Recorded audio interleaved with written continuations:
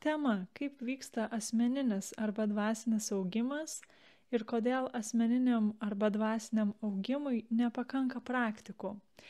Tai šis epizodas gimė iš mano pačios patirčių, iš to, kad, tiesiog kurį laiką praeityje tikrai jausdavausi kažkaip tai nusivylusi, nes vis atrasdavau įvairias, metodikas, dvasinės praktikas ir kai jas atrasdavau, atrodydavo, kad dabar jau tai yra tas metodas, kuris, išgydys mano visas ar tai traumas, ar bent jau didžiąją dalį jų, ar, suteiks man dvasinę ramybę, ar, padės išsivalyti visą savo čakras, nesvarbu, kas tai bebūtų.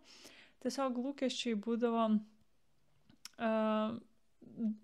buvo daug atvejų, kai lūkesčiai buvo pakankamai aukšti, taip pasakyčiau.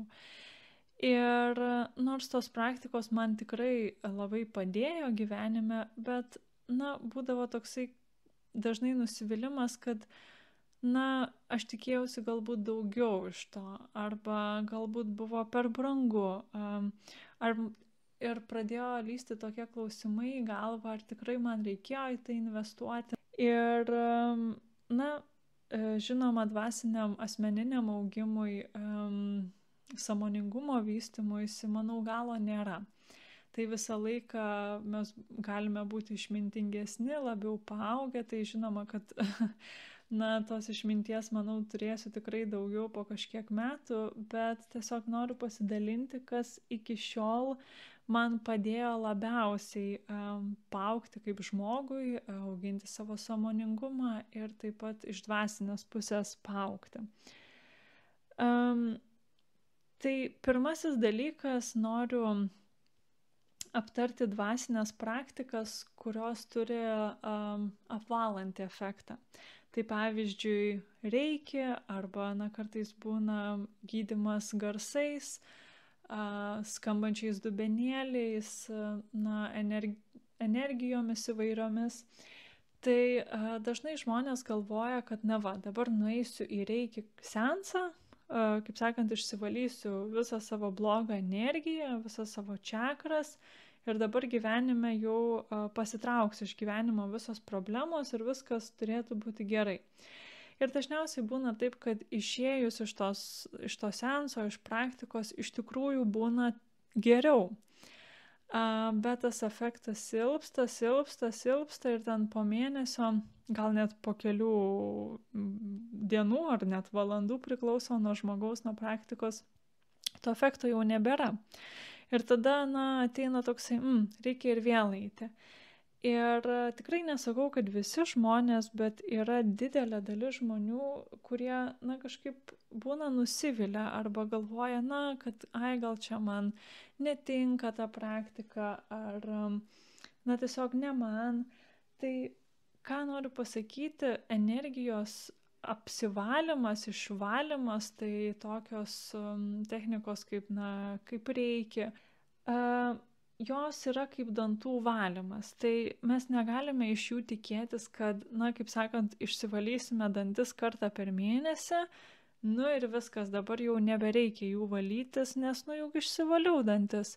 O jeigu prisikaups apnašų kažkokių, jeigu dantis pradės gesti, tai, galvosime, gal netinka man šitas dantų valymas, nes kažkaip labai jau greit tie dantis apsinešė, atrodo, tik prieš mėnesį išsivaliau vieną kartą, o jau ir vėl yra, visokių nešvarumų ir labai daug. Tai vat panašiai su tokiamis praktikomis. Jos yra svarbios asmeniniam augimui, sąmoningumui, tai yra kaip, apsivalymas, kaip savo kūno prausimas, tačiau nereikia iš jų, tikėtis, kaip sakant, kažkokio tai nušvitimo, ar, tiesiog nereikėtų susikurti nerealių lūkesčių. Žinoma, nenoriu paneigti ir jų svarbos, nes apvalančios praktikos seansai yra labai svarbus tuo, kad kai mes esame švaresnėje energijoje, tyresnėje energijoje, pozityvesnėje energijoje, mes galime lengviau įsisavinti išmintį, lengviau keistis, tobulėti, būti tiesiog pozityvesni. Tai žinoma, kad tie apsivalymai, jie turi svorio. Ir jeigu jie yra atliekami profilaktiškai, pastoviai, jie tikrai padaro efektą gyvenimui. Tai daugiau ir pozityvumo ateina į gyvenimą ir tikrai, nesakysiu, kad tai yra nebūtinas dalykas augimui, dvasiniam augimui. Jis yra būtinas, tačiau tai yra tik elementas. Kitas svarbus faktas tai skirti dėmesio ne tik praktikoms, bet ir tokiems dalykams kaip psichologinė pagalba, psichoterapija, coachingas. Tai, manau, kad dvasinis augimas yra beveik neįmanomas arba asmeninis augimas beveik neįmanomas, jeigu mes nedirbame su savo traumomis. O traumų turi, manau, visi žmonės.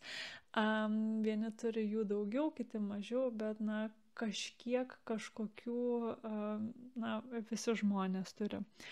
Tai lankymasis pas psichologus, psichoterapijoje padeda dirbti su šiuo aspektu ir taip padeda jums augti automatiškai ir dvasiškai tam tikrą prasme. Lygiai taip pat ir coachingas. Coachingas yra šiek tiek kitoks negu, tai yra kitas dalykas, tai nėra psichologas, tai nėra psichoterapija, bet coachingas tikrai gali priduoti žmogui išminties, coachingas gali padėti geriau suprasti save, savo problemas, kaip jas spręsti ir panašiai.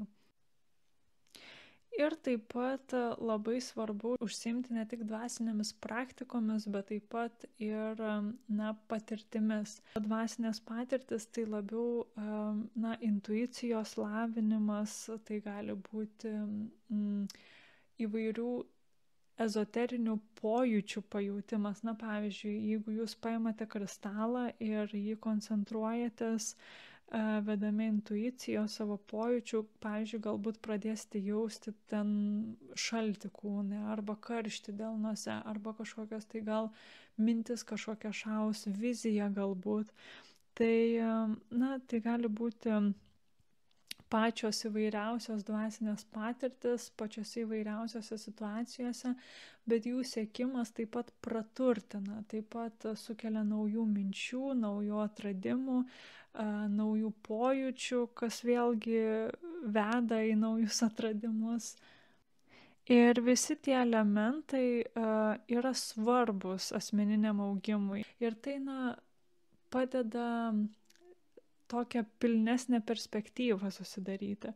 Taip pat pas kuo daugiau specialistų lankomės, kuo daugiau žinių skirtingų įgauname, tuo daugiau mūsų požiūris tampa toksai pilnesnis ir visapusiškas. Beje, dar vieną dalyką, ką noriu pasakyti prieš tęsdama, taip pat skaitymas yra labai svarbus dalykas, nes nors tai yra proto dalykas, ne tiek daug dvasios arba sąmoningumo galbūt iš dalies, bet skaitymas taip pat naujos žinios padeda mum atrasti naujas galimybės, surasti naujas išeitis, kažkokius tai sprendimo būdus, tai skatina naujų idėjų generavimą ir bendrai skaitymas labai stipriai praturtina. Tai man atrodo, kad skaitymas yra neatsiejamas dvasinio augimo elementas dalis, sąmoningumo elementas dalis, nes kaip mes galime tobulėti, jeigu mes nežinome, kame tobulėti arba kaip tobulėti, arba jeigu mes nepraturtiname savęs naujomis mintimis, idėjomis. Kitas taip pat labai svarbus elementas tai yra augimas per kūną, per kūno patirtis, per kūno terapijas ir panašiai. Tai gali būti taip, kad jūs, pavyzdžiui, Ir lankotės pas psichologą, ir coachingo sesijose dalyvaujate, ir dvasinėse praktikose, ir sensuose, ir skaitote. Ir atrodo vis tiek, kažkas yra užsilikusio. Tai nors kūnas yra labai fizinis aspektas, bet traumos, kažkokios tai neigiamos patirtis, įtampa taip pat užsilieka kūne, ne tik prote, ne tik mūsų auroje, bet taip pat ir kūne.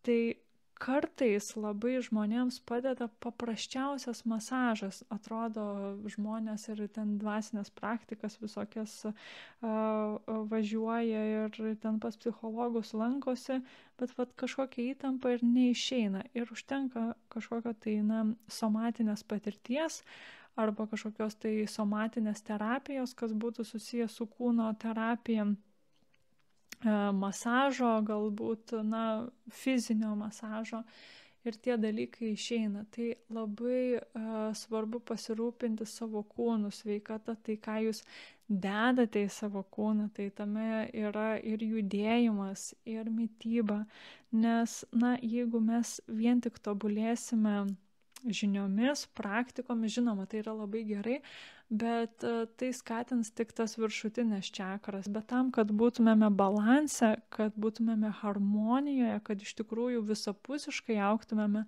turi aktyvuotis ir apatinės čakros, kas susiję labiau su žemiškumu, su kūnu, su sveikata, nes viskas gyvenime yra susiję.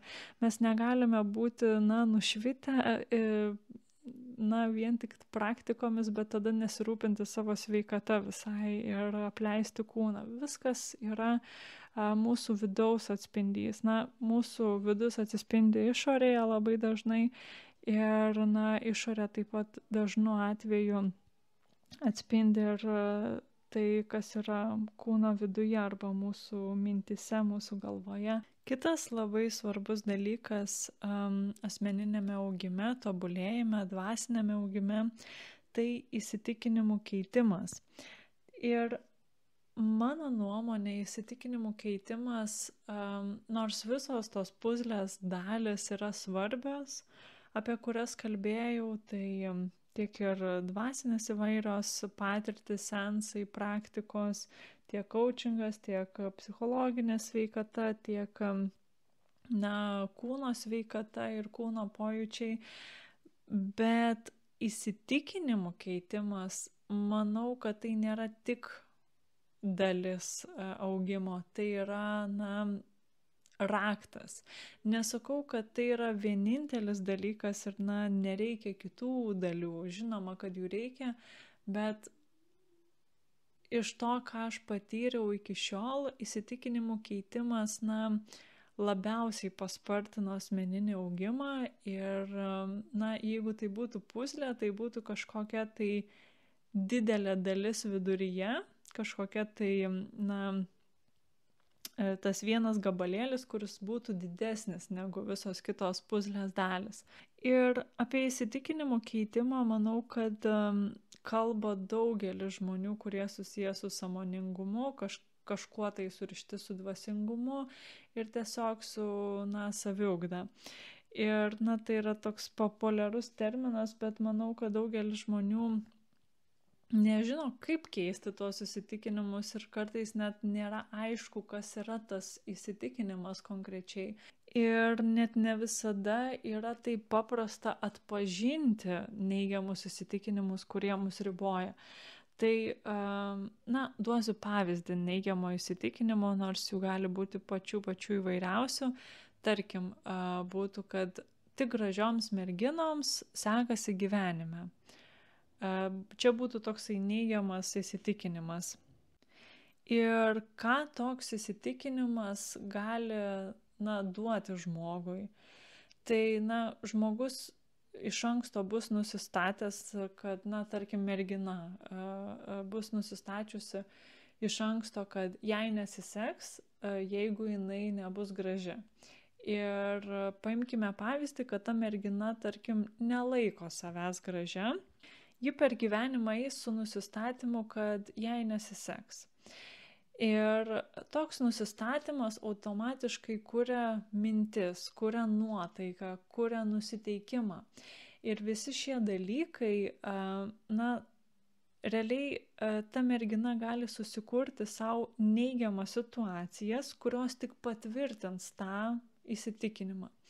Tai tarkim, jie į darbo pokalbį arba kažkur tai kitur. Ir kadangi ji jau bus viduje nusistačiusi, kad, na, jai kaip ir neturėtų sektis taip kaip kitoms, ji galbūt elgsis kažkaip tai nedrasiau, galbūt bus niūresnės nuotaikos, galbūt bus linkusi save prasčiau pateikti. Na, gali būti pačių įvairiausių dalykų. Ir per tą įsitikinimą ji pati užgarantuos, kad negaus to darbo ir, na, tas rezultatas, kurį ji sukurs, tik dar stipriau patvirtins tą įsitikinimą. Ir tas įsitikinimas gyvenimo eigoje taip gali šaknytis, tvirtėti.